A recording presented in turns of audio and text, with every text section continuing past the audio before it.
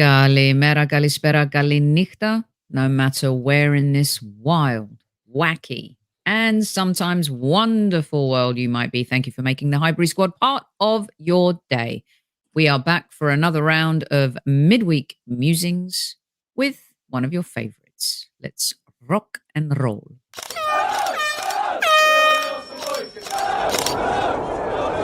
Mind the gap between the train and the platform. Please stand clear of the discussion doors. The next stop is Highbury Squad.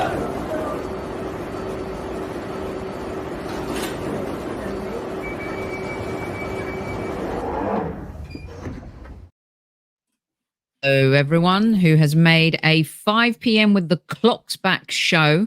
Many of you will be listening on replay. And guess what? Our iTunes Apple Podcast link is back up. Unfortunately, still having some bugs with Spotify, but I do have one of the world's best looking at fixing that. So thanks for all of you who keep bugging me about the audio platform situation. Speaking of situations, we've got a big game tonight. Well, I think it's a big game. A lot of people don't. Let's find out what our guest thinks. Tom Canton, welcome back to Squad Central at East, fella. How are we doing? Good, be well? Yeah. Doing good, doing well, as you would say on I hope you're doing good. I hope you're doing well. The Tom Canton intro. Having a good week. Aside from football, how was the golf this weekend? Did you shoot a good score? Any mulligans? No? Yeah, I mean, there was a lot of mulligans, but it wasn't particularly...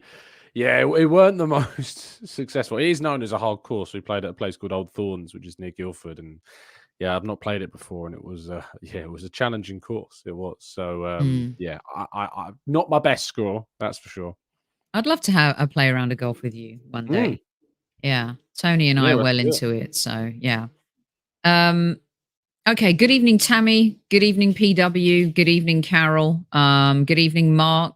Good evening, Barry. Good evening, Mohammed. Good evening to all of you who have joined. Thank you so much. Hi, Rich. Thank you. Tom, let's get stuck right into our 5 musings this week. I have a few to throw at you. I'm going to start off with tonight and kind of looking at from the Liverpool game, which, by the way, I thought in the end was a great result considering the jigsaw puzzle that Mikel Arteta had to put together. Then losing Gabriel and Timber, we knew wasn't going to probably finish the game. We give up a goal. It's funny when we give up a goal like that, it's a disaster. I thought it was a really well carved goal from Liverpool. Yes, mistakes happen in a game, but overall was happy to walk away from that with a point. I was looking at that actually initially as a must-win game, but in the end, it was good that it wasn't a must. It wasn't a loss. So this is huge because I have been of the firm, you know where I stand. I want to win the League Cup. I think that the League Cup will yield joy and will galvanize the team to kind of move forward with this winning mentality. They haven't won together for the remaining months in the Premier League. It will give them a taste of it. But it is Preston. We are away from home. We do have injuries. Football's version of location is rotation. What do you do tonight? I think you make a number of changes from the team that play against Liverpool. There's suggestions from some of your online ITKs that Ben White is not there, Gabriel's not there. So right back's an interesting one because obviously Timber is apparently with the squad. So maybe if he's deemed fit enough to start, he came off against Liverpool because of fatigue. Like he's been out for a long time and given a lot, but maybe he'll be fit to start. If not, you got Josh Nichols, of course, young player who can play at right back that I imagine will be with the squad because he wasn't in the under 21s. Yeah, the under 21 squads the other day. So I imagine Nichols will be with the team as well. I think Saliba comes back in to give you some, seniority and starting quality in the back line. Kivior at left centre back. And then you got decision at left back because obviously Miles Lewis-Skelly's been playing a lot there, mainly a midfielder. And then you got Zinchenko, who needs minutes as well, who's now back to fitness and in the squad, needs some minutes too. So he could bring him in, play Lewis Skelly as a midfielder, or vice versa. Maybe even use Zinchenko as a midfielder if you wanted to.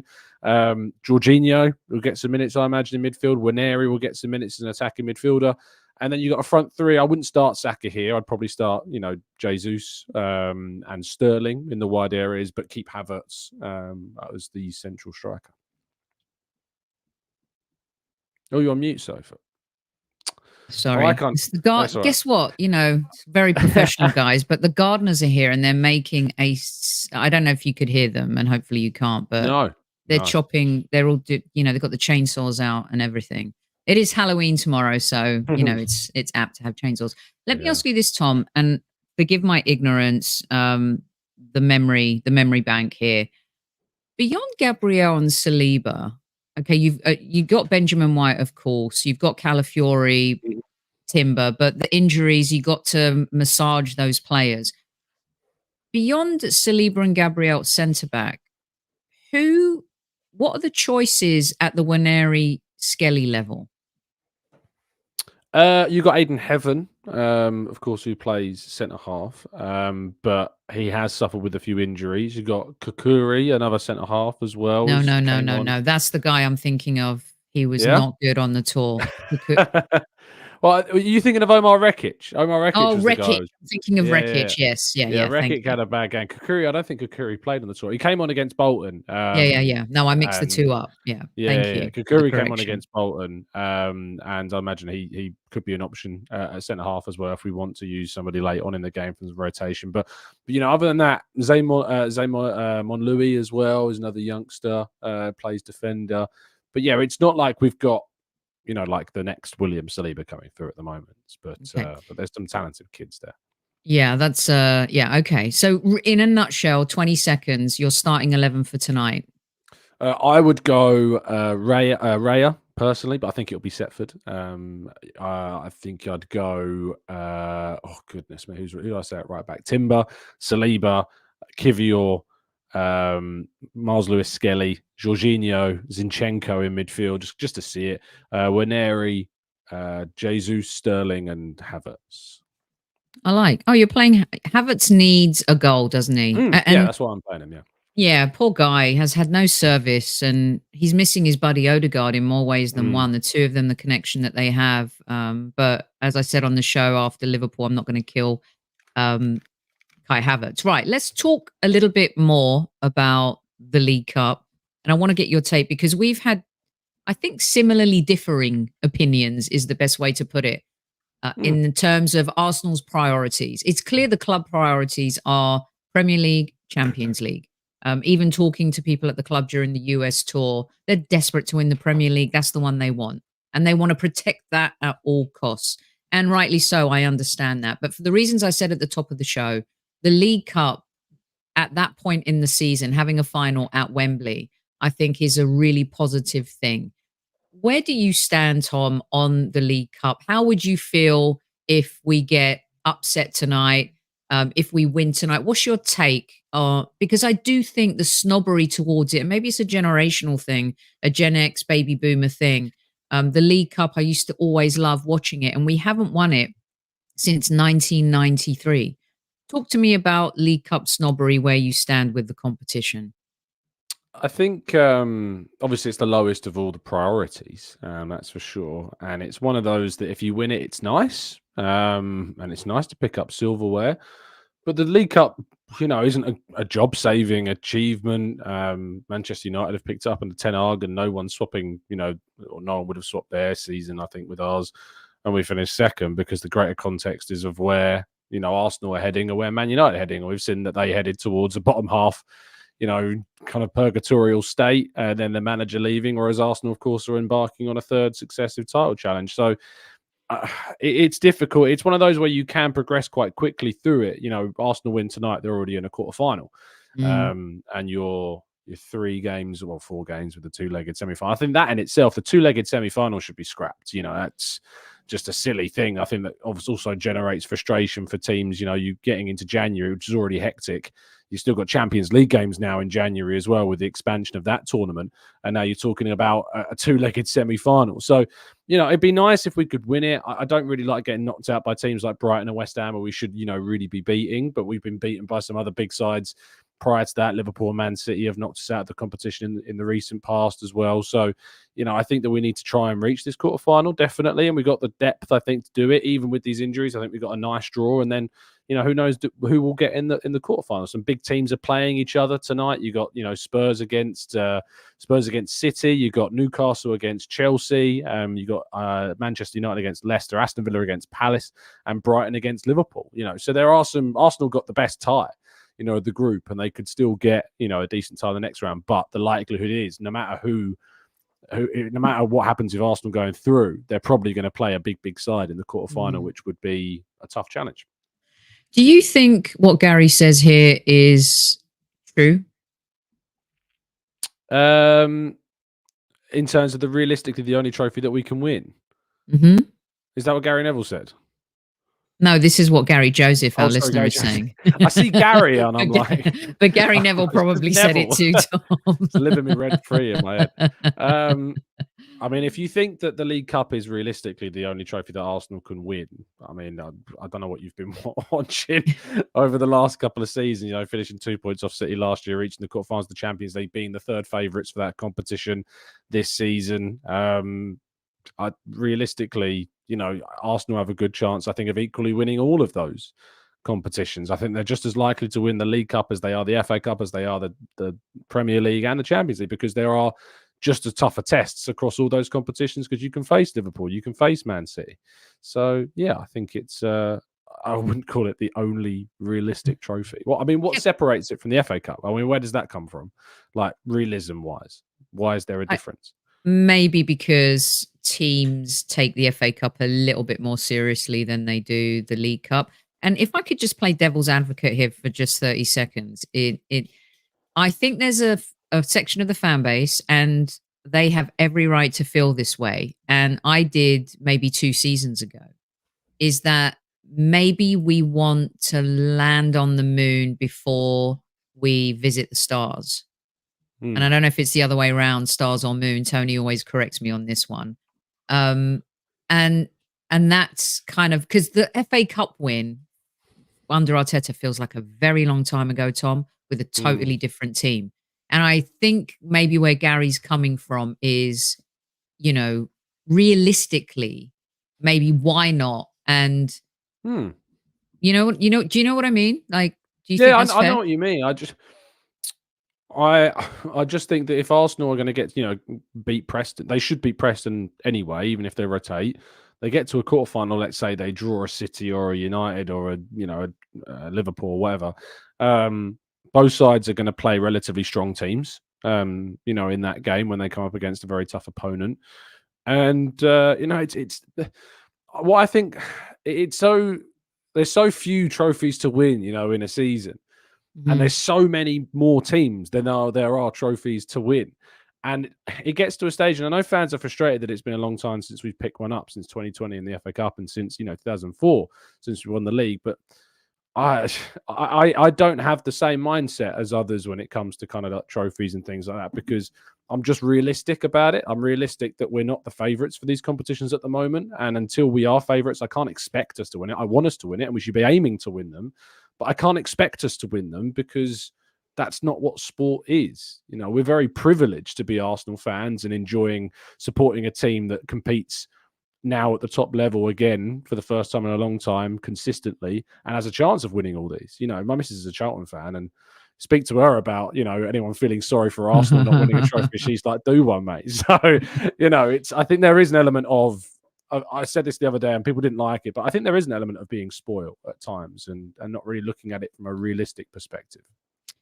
Okay, so I'm riffing a little bit, but we will be able to bust through the remaining musings with the 5 minutes as I promised, because I need to ask you this, and it's been a debate not only last don't worry, not only last season, but this season already, and the emergence of Liverpool, I think, has some of us rattled, right? And I was talking to Stevie Nicol about this, Henry Winter and Rebecca Lowe, in terms of Liverpool are going to, I believe, I'm not sure about Manchester City because history tells us otherwise, but I do believe that Liverpool and Arne Slot are going to go through a period of adversity. It's his first season in the Premier League, and I'm shifting gears here a little bit, but it's relevant to the Premier League and the domestic cups as well, and Europe too, Tom. I think Liverpool have started the way we did in 2022, the improbable season. Right. Everyone thought they'd fall off. Jurgen Klopp's left. Arne Slot is taking the reins from a legendary manager, one at every level. And, for me, I think that this Liverpool component has kind of, we feel like there's someone looking over our shoulder. Let's say Liverpool finish above us and we don't win anything. Is that a failure of a season? How do we quantify success, failure? What does that mean or look like to you? Well, it's subjective, isn't it? Because and it's based on a lot of different external factors, not just what you can control. So I would say Arsenal always need to be looking to progress and go forwards. Now, a binary way of looking at it would be if Arsenal don't finish second or above, of course they've gone backwards. But the reality is other teams around you can get, better. I think that something I often see is, particularly from Arteta's critics, is what if Arne Slot wins something in his first season with Liverpool? That would just absolutely. Can I swear on this? Am I allowed to swear? Sophie, is that all right? Or would you rather? Yes, I do. I have not monetized. Please do go ahead. What if, Liverpool win something? Doesn't that shit all over Arsenal's and Arteta's project? And I'm like, no, because you've just completely ignored the difference between the two teams. Arne Slot is taking over already a team that competed for titles, a team that's got world-class players in abundance. It's some of the best Premier League players that we've seen over the last half to a full decade. And Jurgen Klopp did that too. Jurgen Klopp took over Liverpool when they just competed for a title under Brendan Rodgers against Manchester City. He inherited the likes of Coutinho, in that side, and he added to it too. But he also inherited a team that were already of a very, very good standard and had some top players in it at the time. Whereas Arteta, the difference between the Arsenal project starting under a new coach and the Liverpool project starting under a new coach is that you look at the squads and it's like Arsenal needed to be ripped up and started again. And that's just the reality of it. It will be an incredible achievement if Liverpool went on to win, say, the title of the Champions League in their first season. Don't make no bones about that. That's still an incredible achievement, but you could definitely make sense of it because Arne Slot's coming into a side that has won titles, has won the Champions League recently. There's got players there that did those things.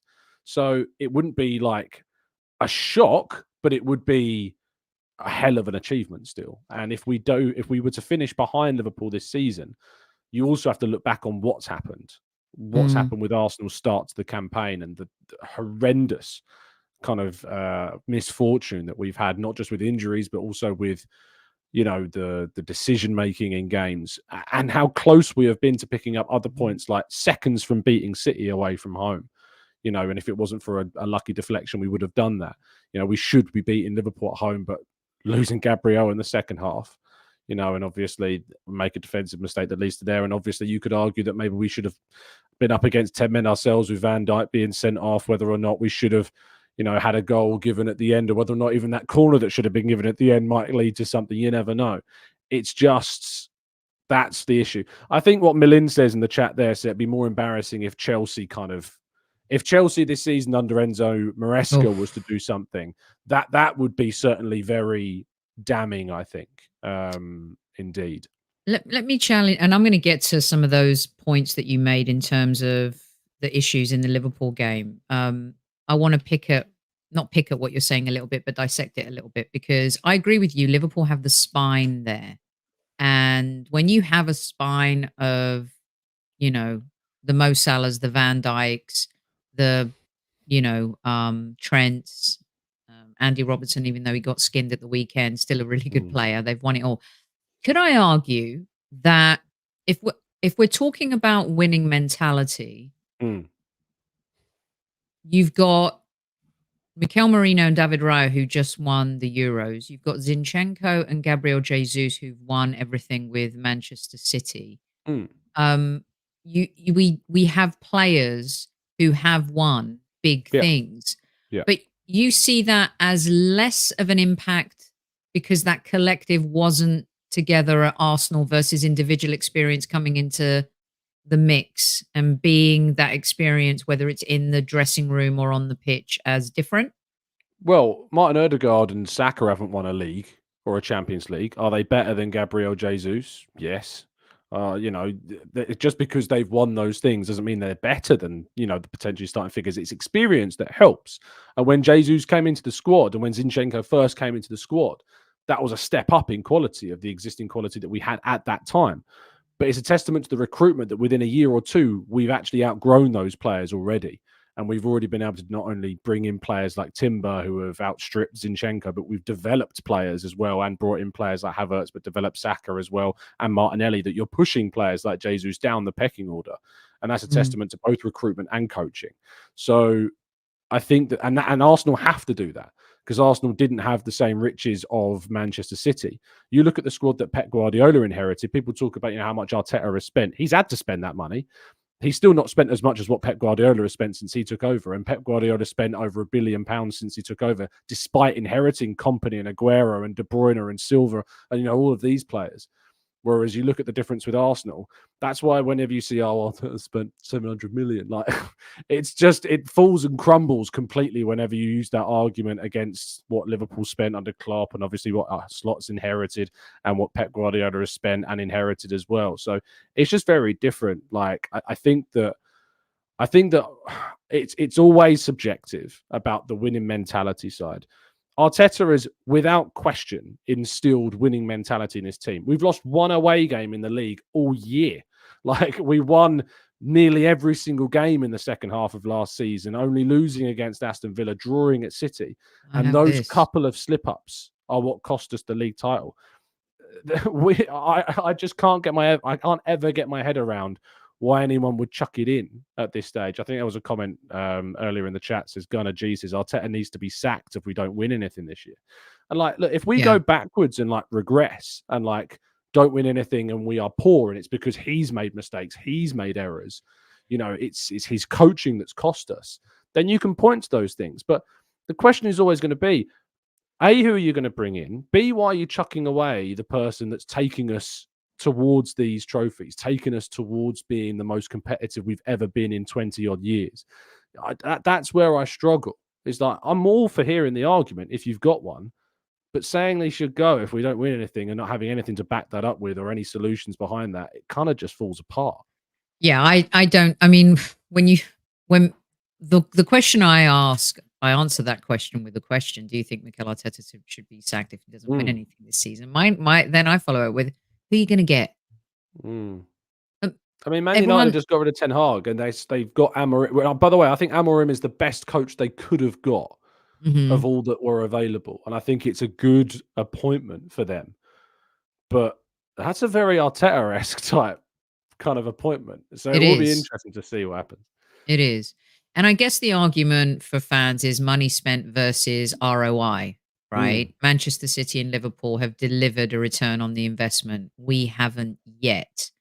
And it's going to be tricky, I think. I think what fans need to know is the Cronkies are fully behind Mikel Arteta.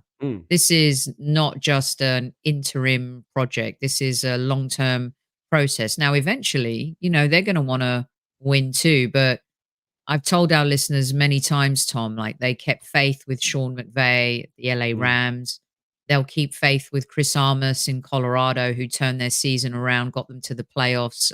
They got battered by LA Galaxy 5-0, but they're at that stage where they're not quite ready for this moment. But the transition has been amazing. He, too, is coming across like a Mikel Arteta. Mikel Arteta is coming across as a Sean McVay. There's a pattern to their strategy, and I'm seeing it in their American sports teams. And the faith that they've shown in Mikel is the faith that they're showing with their sports teams here. Maybe the Denver Nuggets is a little bit different, but they did win the NBA and they also won the Stanley Cup. So they believe that he's the guy to deliver, and I think they'll continue to invest smartly. But eventually, they're going to want to win like they've won with their American sports team. So we'll see. We'll see. We'll see how it goes. I think the argument of money spent always comes back to ROI. And there are some people that think, Tom, that maybe he's the guy that needed to bring us to here, and you need someone else to take you over. Well, the only three managers I can think of to take you over is Klopp, Ancelotti, and Pep Guardiola in today's game. Well, I said that as well, Soph. I said that this contract is the contract where he has to deliver a Premier League title or a Champions League title. And if he doesn't do that, then it shows to me that he is probably that guy that's taken us as far as he can. Because there is a carve, there isn't. I don't think I wouldn't sit myself in a camp of Arteta can do no wrong. That'd be ridiculous. That's putting a manager over your club, which you should never do. Any individual, no individual is bigger than the club, and you have to look at the bigger reality of things. And for me, this contract was always about, this is the one. Arteta's got to deliver a title or a Champions League in this run, and definitely not go backwards to justify the next one. Because if he doesn't, then you've got a very strong argument to suggest that he is the guy that's taken as far as we come. But that doesn't mean that you just get rid of him for the sake of it, because you also have to have a contingency plan. There's no point in getting rid of a coach that's got you competing, and if you're still competing, but you want to go to that next level, but if the guy isn't there to take you to that next level, you don't get rid of the guy that's still keeping you there until that's there. That'd be ridiculous. It'd be like saying, you've got a Formula One car, you're not winning races because you've got a fantastic engine, but you need a new engine in the car. You don't get rid of that engine unless you've got that next one available to take you to that next level, because otherwise you're going to be replacing it with something that might not even be as good as what you've already got. So you have to have that next thing there to take you forwards. It's funny too, because fans are always enamored with the next shiny toy, right? We're going to hear a lot, and there's going to be a lot of noise coming from Manchester United, which is great, because I think we could just go about our business quite quietly. And I actually think Manchester City have been left to go about their business quite quietly. No one's forget the alleged charges and all of that stuff and what's happening in the background. I'm talking about football. They've just been doing their thing, and they haven't lost the competitive. I don't know. You know the stats better than I do. Liverpool, there's noise around them because of the fact that it's Liverpool and slots replace Klopp. But all of the spotlight is going to be on Manchester United for the next few weeks. Chelsea are just going to go about their business. We could go about our business, but everyone is enamored with the shiny new toy, and it's the same in Barcelona right now, right? Hansi Flick. Everyone's talking about him. You've got the sporting coach who's going to United. And then, of course, there's the Xavi. Again, shiny new toy. Xavi probably slighted at Barcelona. But those guys, how are you so sure that they'll get you over the line at Arsenal? That next round. Arteta, that's all it is for some people. It's just that they're not Arteta. Yeah. People get bored. People get bored really quickly. It's football. Even though we've been used to, as Arsenal fans, having the same coach for a very long time. Obviously, we changed to Emery, and then we changed very quickly again to Arteta. And it's because Arsenal don't always act the same way as a lot of other clubs. Other clubs like Chelsea or Manchester United change their coaches more regularly than we do, and have done in the more recent past in the last 2 decades. But people do get bored, and they just think, we're not winning, so we have to change the manager. That's the only kind of solution that they've got.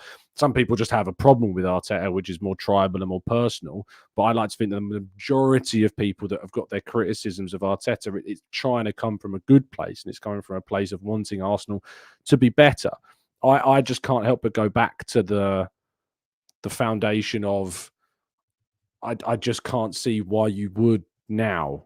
Like the whole, if we don't win a trophy, it's I can't look at football in that binary way. It's so reductive to look at football in, if this doesn't happen, this must happen. Football doesn't work like that. It just doesn't. It's so much bigger than just an ultimatum. And you can't make decisions based off of that. Some interesting names popping up now: Alonso, Inzaghi, and you're right, Jonathan. Battered in Serie A at the moment. Napoli started off brilliantly, haven't they? What was the final score against Milan last night, by the way? Does it anyone know? 2-0? Hertzy's in the chat. He'll let us know, I'm sure. People forget the Pep factor too, and that is true because it goes to Matthew's comment, which was here. Even in cars, a good car is the foundation, but the drivers are what make the difference. You wouldn't swap your driver unless you know you've got the next driver to come in and replace them. Which is what you were saying. And RF says Premier League champion City pocketed 62.3 million. Runner-up Arsenal got 59. I reckon this board will still look at it as good ROI. Do you think the board will push for trophies? Look, I can't say who, but I had a conversation with someone who is exceptionally influential at the club. And I've said this to you guys before. If you don't think that the board and the Cronkies and the executives don't want to win the Premier League, you're crazy. They don't set out to set up the team to fail. And a lot of you are crying out for a striker, and that's the difference. We scored the most goals in our Premier League history last season. Maybe it's the clinical part that wasn't there last season. You know, is it the Trossard miss against Villa, Tom? It's these fine margins that Manchester City have perfected under Pep Guardiola, whose attention to detail is insane. And Mikel Arteta is cut from that same cloth. It's Rebecca Lowe was on the show the other day, and one of our listeners said, wow, you really don't like Mikel Arteta. And she said, I just haven't warmed to him. And she's been very honest about it. You know, he's not a warm guy. No, exactly. And two seasons ago, Rebecca said, she goes, here's the good thing for you Gooners. She said, this is what I think his list looks like, you know, when his to-do list every day. Arsenal, number 1, Arsenal, number 2, Arsenal, number 3, Arsenal, number 4, the wife and kids. And when our listener challenged her with you haven't warmed up, she goes, I haven't. And she goes, and that's not a bad thing.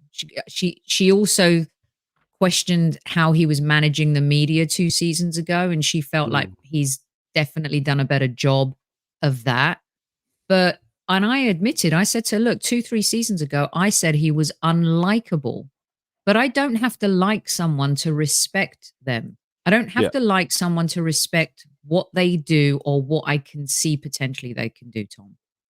Yeah, 100%. Like, he's not a likable figure, you know, to everybody. He's quite cold.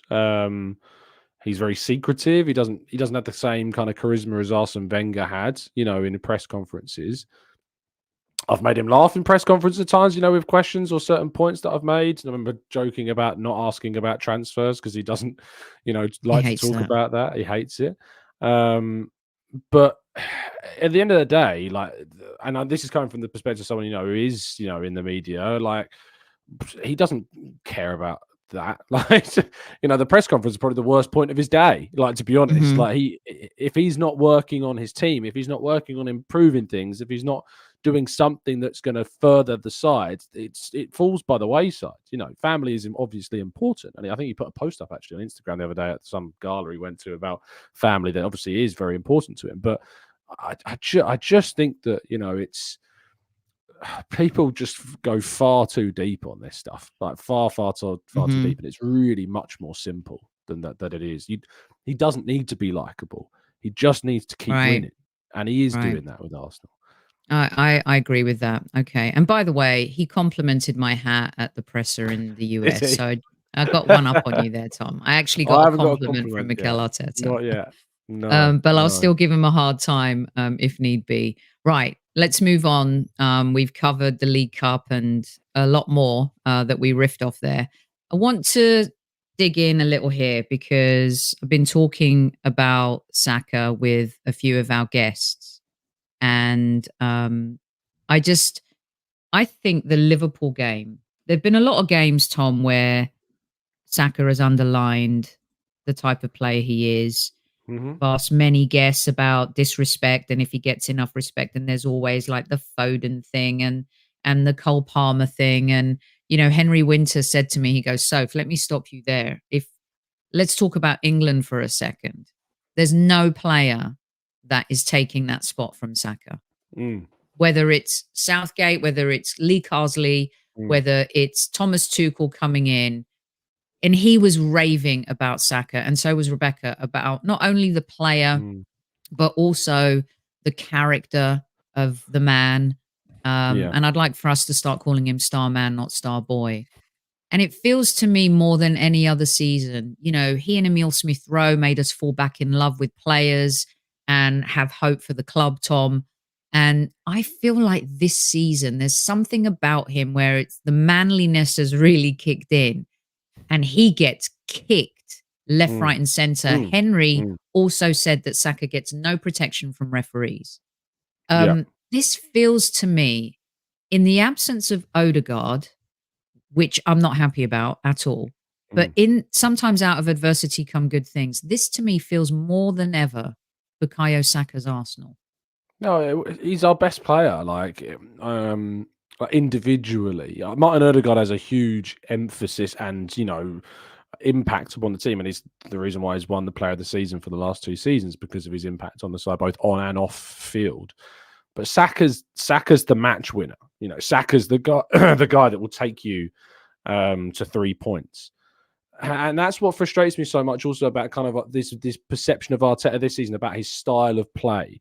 Like there's been a lot, especially in the last few weeks, about like us being too defensive or we're not playing nice football.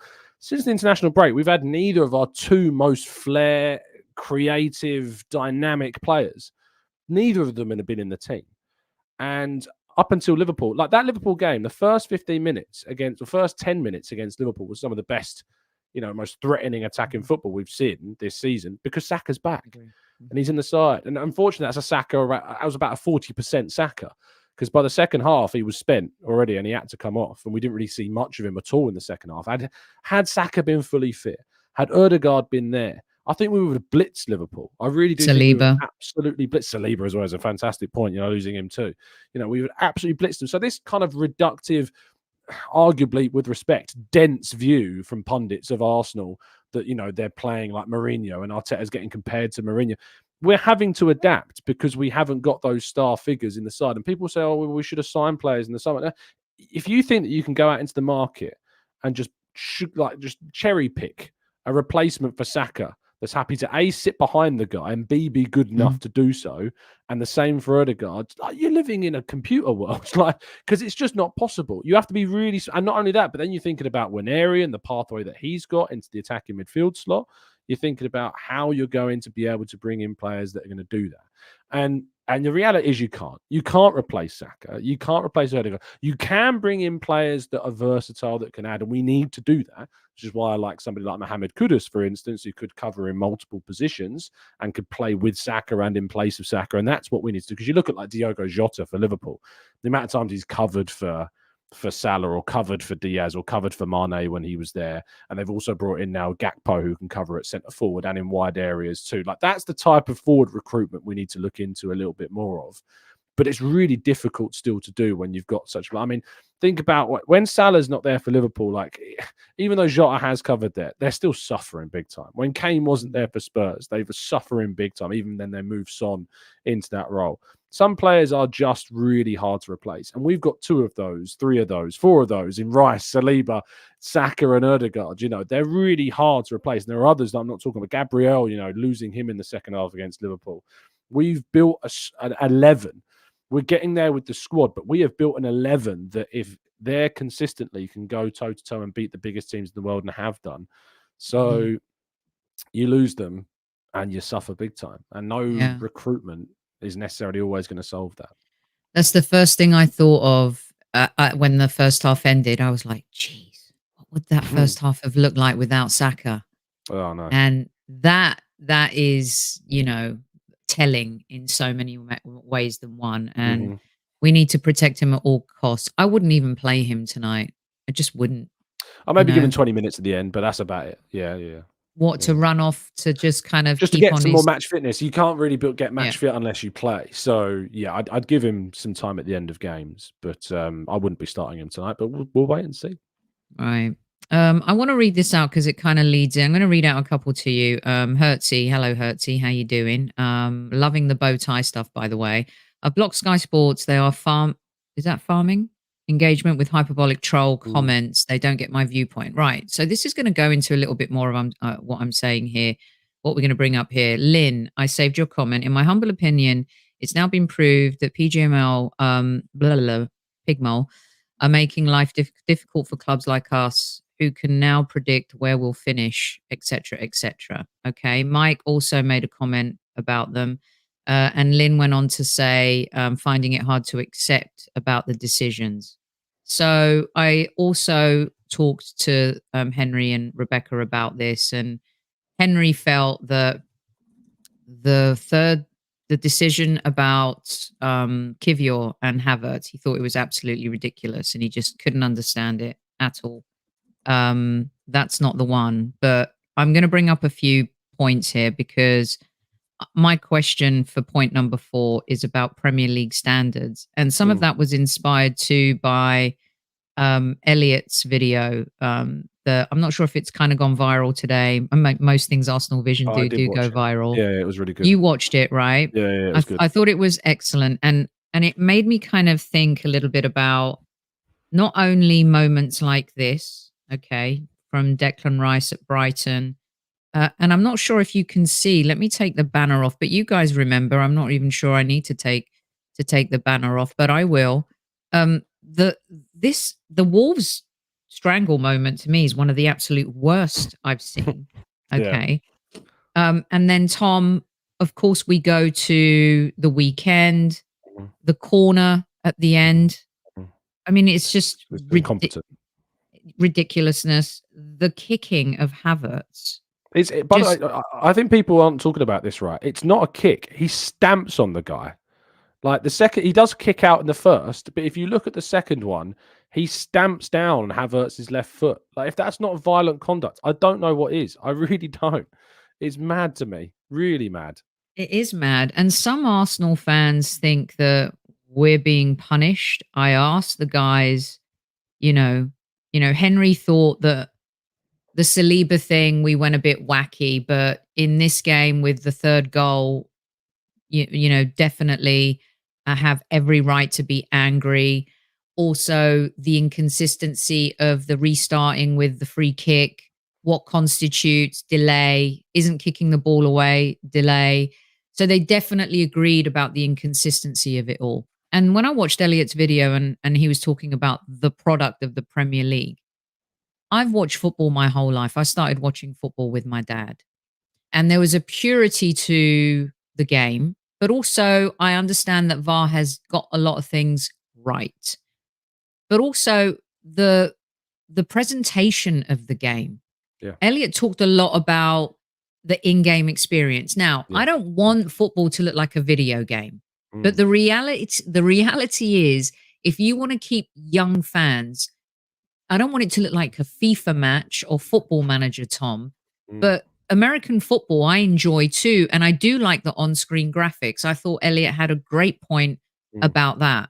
But also I find some of the post-game shows with the punditry and the sitting there and it's just sterile, which is why I think the YouTube community continues to grow and grow.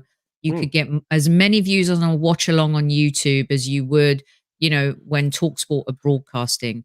Yeah. Round it up for me. Talk to me about this. Yeah, just on the thing. I mean, obviously before the controversy that True Geordie went with, like the kickoff was one of the most viewed match day experiences out there because it was, just fans giving their opinions, whether you agreed with them or not. It was just opinions. Whereas like people are getting really fed up with punditry. You're absolutely right about that. And I think it's allowed channels like yours, like mine, to grow because people enjoy watching them and enjoy engaging with it. I think that's another one. It's the engagement.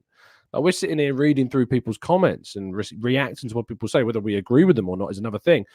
But whereas social media has given us a much more closer kind of connection with players, interaction with players, one of the things that there isn't is kind of the post-match Sky Sports, TNT punditry. It's like it's their view and that's it. Like TalkSport, of course, have phone-ins and do engage more with supporters. I think more can still be done and more is definitely being done, but it's also that engagement side of things that fans feel like they've got more of a voice on YouTube and can react and respond to people's views on things more. And we'll get people on with phone-in shows and stuff like that. So, I think that's a big thing. But just on like the actual kind of the broadcasting and stuff, I think Elliot was spot on about the camera side. I think like the fact that in a Premier League game, we can't tell whether a ball's gone out or not is ludicrous. Like, that's absolutely ridiculous. It's borderline scandalous that you can have a Premier League game between two sides that are going for trophies and league positions that are worth millions in £1 billion sport. And we don't know whether a ball has crossed the line. And we didn't know whether that was the case, not only against Newcastle, but with Bowen against Arsenal at the home game against West Ham. We didn't know if that ball that he'd kept on. There should be aerial cameras, there should be line cameras, there should be technology. If we can detect that a ball has crossed the line in the goal, we should have technology in the ball that tells us whether or not the ball has crossed the line in any of the quadrants that the ball has to be in field for.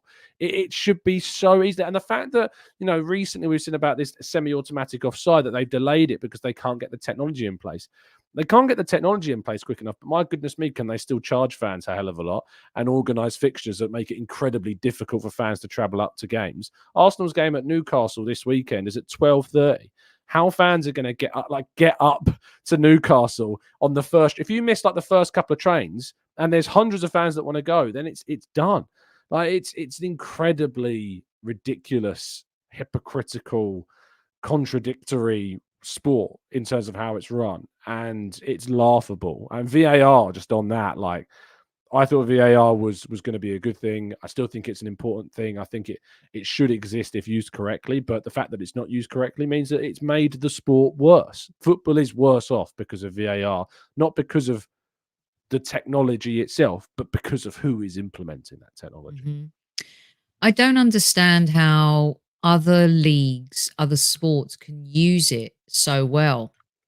And there was a part in Elliot's clip where he talked about the recruitment of officials and the area of which they come. Yeah, and he wasn't, it's insane, Tom. It really is. And in the past, we as fans, and I'm not saying you or I, but we've kind of laughed at, taken pot shots at Serie A, Juventus, corruption, all these types of things. And that's not what I'm saying is happening. But fans are starting to lose a little bit of faith in how things are run. Turnkey, right? And you can't blame them for, the Anthony Taylor decision. Even when opposing fans are like, whoa, Arsenal got totally robbed there. And a player like Havertz, who, he's a good master of the dark arts, but you don't really see Havertz going at the referee. I mean, our players were incensed. Do you really truly think that Arteta's comments a season ago, which some people have pointed to, have anything to do with how we're officiated now? Do you think they think those things? Because the other thing, Lagrove Pedro was on the show a couple of weeks ago, and he said he wishes that Arteta would put a little bit more pressure on the officials in some of his press conferences. And I said, well, he's done that in the past. It hasn't really worked in our favour.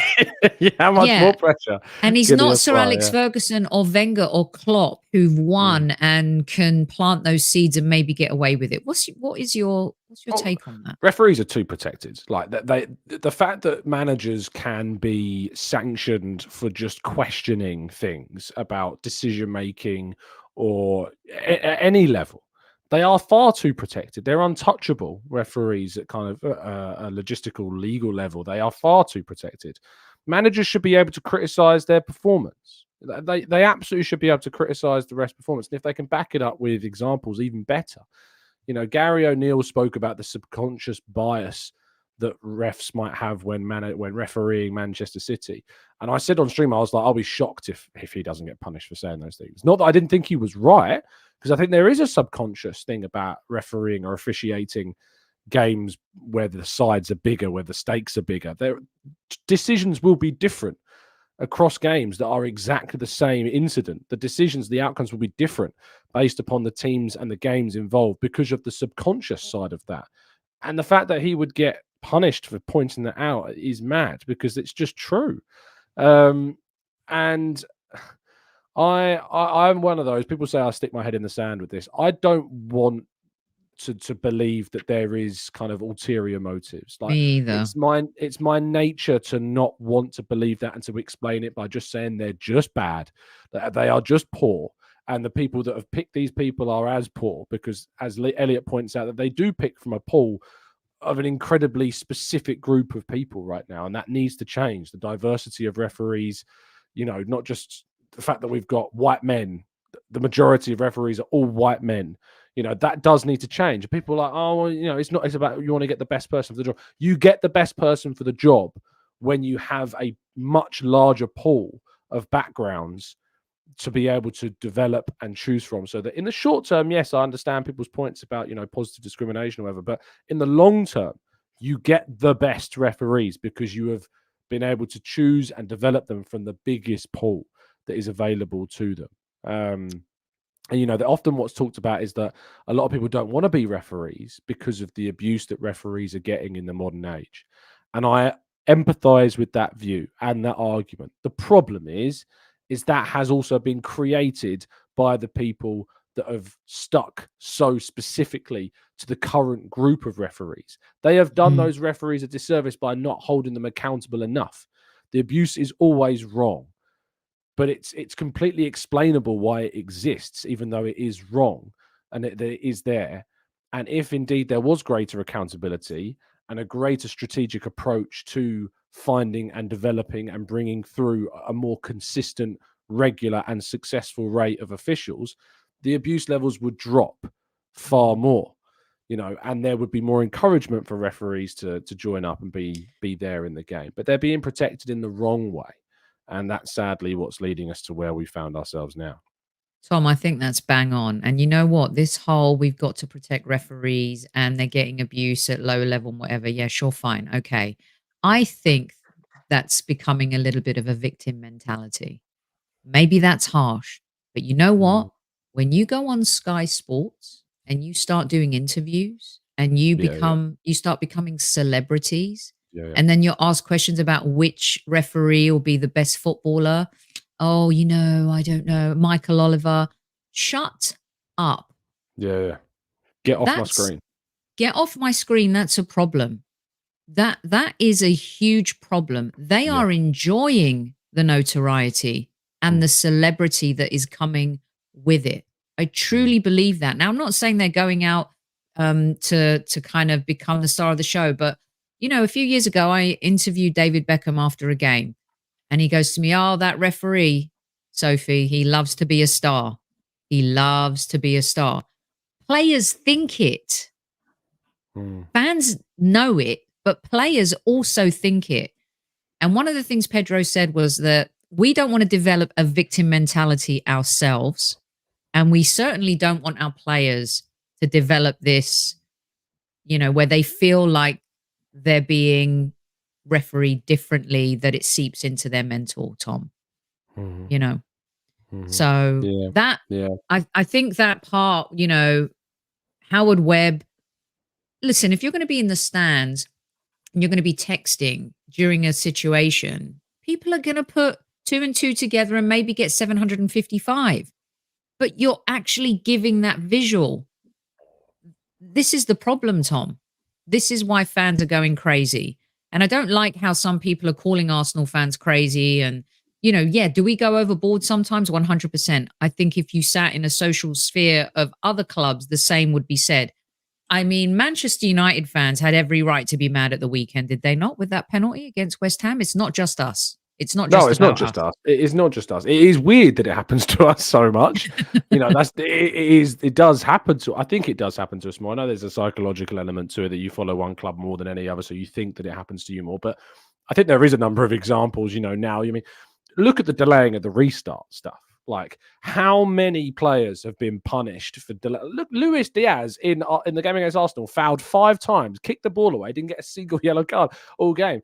I can't help but think that that when you asked me earlier about that subconscious thing, if an Arsenal player kicks the ball away because of what happened with Declan Rice, or previously, like if Granit Xhaka did something, there's a reputation. Like it just naturally inclines referees to make those choices. And I think that exists. But yeah, the Man United one. Did you see the Lallana one against Man City where Lallana's Phil Foden delays the restart. Yeah. Lallana kicks the free kick onto him, and he gets booked by the way, by Michael Oliver. Of course. Oh, you that know, guy. do some reading into Michael Oliver, and you'll get some interesting results. That's for sure. Well, listen, we gave you some bonus time on Midweek Musings, and I'm going to save this one for our next show, Tom. I was going to predicting the next 5 games because there are some games coming up that are very critical. Win. But what does your crystal ball before you go 10, 20 seconds tell you about Newcastle United? Tough game. What the incentive is there? Obviously, they beat us last season. It was a really frenetic game. I was there. I hated it. I was the guy who asked Mikel Arteta in the press conference the infamous question that got him a little bit in trouble. I think that that game will be used as motivation. But also, if we win that game, Arsenal will have dropped the same number of points at the same stage, at the same date last season. So for people that are feeling all down about how Arsenal's season is, if we beat Newcastle, we will be dead on the exact same place as where we were, having played far tougher fixtures up to that point. So that should give you encouragement. But we got to win that game. Yeah. And tonight, real quick. Yeah, I mean, we should win. we should win this game. We should go through. I hope it's going to be pretty straightforward. I hope we're going to see some exciting young performances from some of the youngsters. And I can't wait to sit down. I'm not working tonight, so I actually get to watch it as a fan for once. Which is going to be, look at you. nice. Yeah, that's nice. It actually, you know what? I was actually thinking the other day when I was on a walk, man, it used to be, what was it like just watching the game as a fan? I know. Because you're always thinking about work and this will be a great subject. It'll be great to talk about that. Yeah. Bizarre. And you will be in the back of your mind thinking, oh, that'll make a great column. Oh, yeah, I'll be making notes because I'll be having to do stuff on the game tomorrow. Without a doubt. Yeah. All right, brilliant stuff. What you got coming up tomorrow?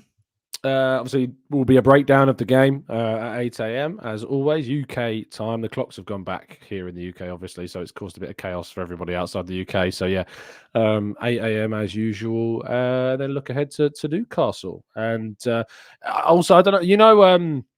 You get those articles reviewing all of the refereeing decisions and the VAR decisions.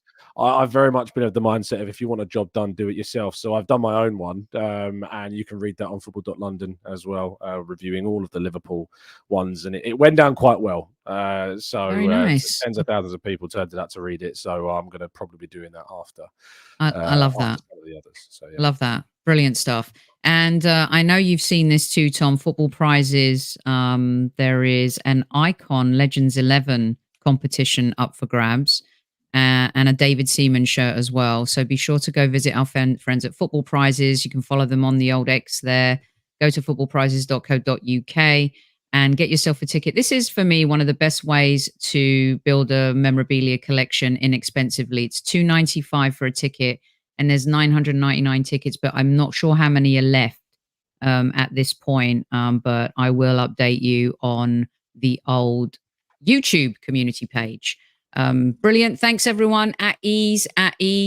I will be back in a few days. Look out for our next live show.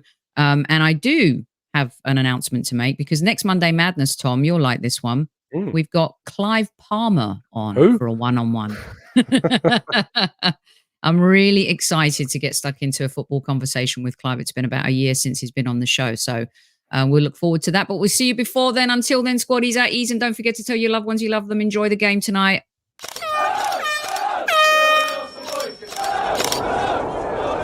Mind the gap between the train and the platform. Please stand clear of the discussion doors. The next stop is Highbury Squad.